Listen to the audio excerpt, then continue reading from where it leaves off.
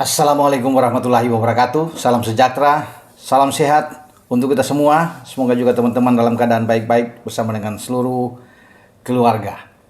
Tadi pagi tim nasional Indonesia atau Garuda Muda kita yang dipersiapkan ke SEA Games untuk tahun depan di Thailand sudah berangkat menuju ke Myanmar untuk persiapan pertandingan atau laga awal di grup B Asian Cup atau yang dulunya dengan Piala AFF, di mana kita akan bertanding melawan Myanmar pada tanggal 9 Desember yang akan datang. Dipimpin oleh STY, rombongan pergi dengan kepercayaan diri yang tinggi, walaupun ini tim muda, tapi di dalamnya setidaknya masih ada beberapa pemain yang sudah terbiasa dipanggil oleh STY bermain di level timnas senior, yang juga sekarang sedang fokus untuk melanjutkan pertandingan mereka di 4 laga ke depan 2025. Ya, di antaranya masih ada Marcelino Ferdinand, masih ada Asnawi Mangkualam, masih ada Pratama Arhan, ada Hoki Caraka, ada Muhammad Ferrari di dalamnya. Ada 2 pemain lainnya juga pernah dipanggil STY, adalah Ronaldo Kuate dan juga dengan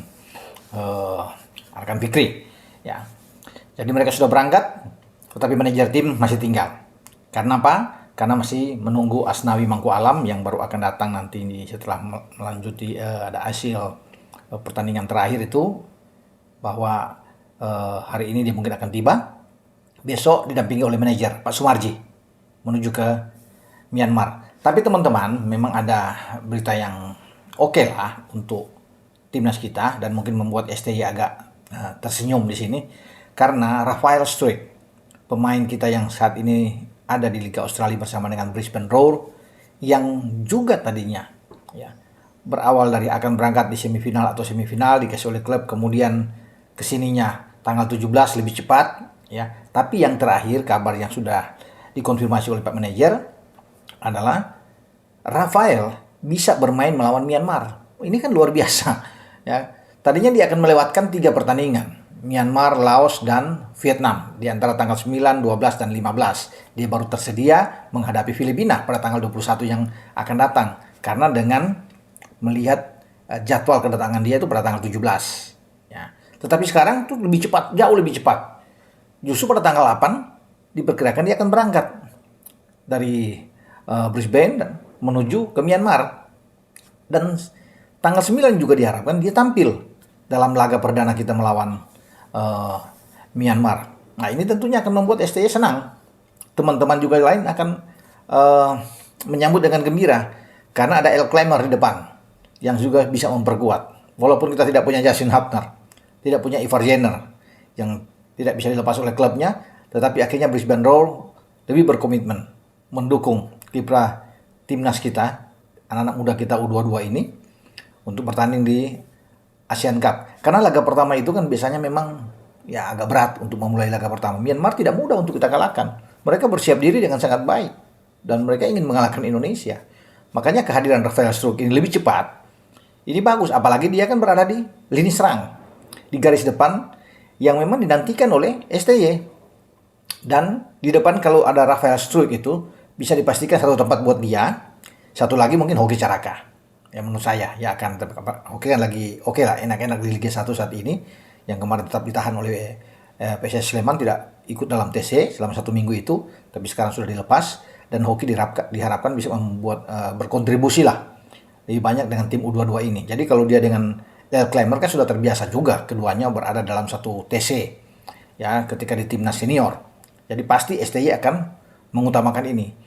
Walaupun di lini depan juga masih bisa diandalkan ada satu pemain lagi, Ronaldo Kuate, yang bisa dimainkan. Ronaldo Kuate juga bisa bermain dari sisi flank juga kan, bisa dimanfaatkan. Tapi saya pikir Hoki akan dimainkan bersama dengan El Clemmer, Rafael Struijk. Tapi saya juga untuk memastikan ini kan tidak langsung tiba-tiba, walaupun itu sudah rame dalam pemberitaan bahwa akan ada El Clemmer datang untuk bisa bermain tanggal 8, nanti di tanggal 9 dia bisa tersedia, tapi saya harus mengkonfirmasi dulu. Jadi saya coba bicara dengan Pak Manajer tim tadi itu tentang Rafael ini, dan Pak Marji mengatakan Bung, benar bahwa dia tanggal 8 akan bergabung, dan diharapkan Pak Marji bilang tanggal 9 kalau ST akan langsung memasang dia itu lebih bagus untuk bermain dengan Myanmar. Kita akan kuat di garis depan. Itu yang dibilang oleh Pak Marji. Jadi doakan aja Bung, yang terbaik. Oh pasti kita dukung, rakyat Indonesia juga akan dukung perjuangan tim apapun itu. Kita selalu akan mendukung tim nasional kita ini untuk bisa berlaga di event manapun ya, termasuk di Asian Cup. Nah, soal Rafael Struijk ini, Pak Marji bilang dia sendiri juga memang agak kaget, tapi dia sudah berkomunikasi memang ya dengan pemain ya, dengan pihak klub juga, dan dia sudah laporkan ke Ketua Umum Pak Erick Thohir bahwa ada percepatan ini dengan kedatangan dari Rafael Struijk, dan Pak Erick Thohir juga sudah menghubungi pihak klub juga. Jadi akhirnya ini kan ada lobby-lobby tingkat tinggi juga yang semua datang dari Ketua Umum kita, karena inilah keunggulan ya dari seorang Ketua Umum PSSI kita, bahwa punya lobby-lobby, punya kenalan yang luar biasa, dan dia bisa meyakinkan pihak klub. Ya, pihak klub juga sangat segan dengan keberadaan Ketua Umum kita, sehingga ini menjadi keberhasilan bagi timnas kita di semua level. Dia termasuk di tim senior, kita sudah tahu bersama bagaimana lobby-lobby Pak Erick, dan ini terjadi juga di tim U22. Ya, yang tadinya kita harapkan bahwa Rafael akan main di penghujung semifinal atau final, tapi akhirnya dia malah lebih cepat, bukan di tanggal 17, tapi justru dia datang lebih awal, tanggal 8. Jadi itu teman-teman konfirmasi saya, yang karena kalau tanpa konfirmasi yang jelas ini akan sulit, dan manajer tim sudah memastikan. Siap Bung Ropan, saya akan mengawal Asnawi dulu. Saya sedang menunggu Asnawi ini. Kalau tim sudah berangkat duluan hari ini, tapi Asnawi nantinya ikut sama saya besok. Saya akan bersama-sama dengan dia. Nah, soal Rafael itu akan tiba. Kalau dia tiba tanggal 8, saya bilang apakah dia akan jemput? Pasti. Ada staf yang akan jemput di bandara untuk Rafael jika ia sudah tiba, dan dia akan bergabung langsung di hotel dengan seluruh pemain. Nah, soal dia dimainkan atau tidak itu urusan Pak Marji, itu urusan pelatih, itu ranahnya pelatih, karena dia yang bertanggung jawab benar bahwa itu semua dari STY. Ya, apakah cepat memanfaatkan, dan saya pikir tidak akan capek-capek amat ya untuk seorang Rafael ketika tiba tanggal 8 dan kemudian bermain pada tanggal 9. Dan ini menjadi salah satu anak kesayangan dari STY. Teman-teman juga pasti tahu. Rafael dimanapun bermain, di level senior ya, apalagi di grup C yang kita sekarang ada, coba, nggak pernah di cadangan. Main terus. Ya, kita sudah bisa melihat kan bagaimana dari awal ya, itu memain lawan Arab, ketika kita draw, Bali kita bermain lawan Australia, draw juga di GBK, kita ke Bahrain draw, kemudian kita kalah lawan Cina, balik melawan Jepang di kandang, kita kalah juga, setelah lawan Cina juga kalah, tapi kita menang melawan Arab 2-0. Tetap El Clemmer, Rafael Struijk ada di lapangan, ada dalam starting 11. Itu menandakan bahwa dia menjadi pilihan utama bagi STY. Dan STY kalau sudah sayang, ya sudah senang dengan pemain tersebut, apapun itu, mau dikritisi atau tidak, atau penampilan El Clemmer lagi menurun, tetap dia akan dimainkan ya untuk STY di dalam starting 11 untuk pertama.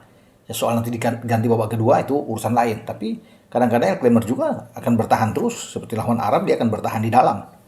Ya, kecuali memang betul-betul dia mengalami masalah cedera. Nah, apalagi di tim U22. Kalau di tim senior dia dapat tempat utama, di tim U22 pasti dia akan dapat tempat utama. Dan soal melawan Myanmar, dia akan ada di depan, di garis depan.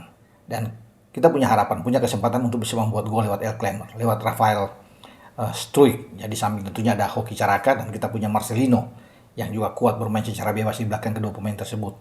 Ya, kita doakan saja semoga ini bisa mendapatkan hasil positif dengan kedatangan dari Rafael Struijk yang lebih cepat ya, untuk bisa memperkuat tim Garuda Muda kita dalam upaya terus memburu target kita untuk ke final, dan diupayakan untuk bisa menjadi juara. Tidak mudah memang, tidak gampang, tapi perlu perjuangan.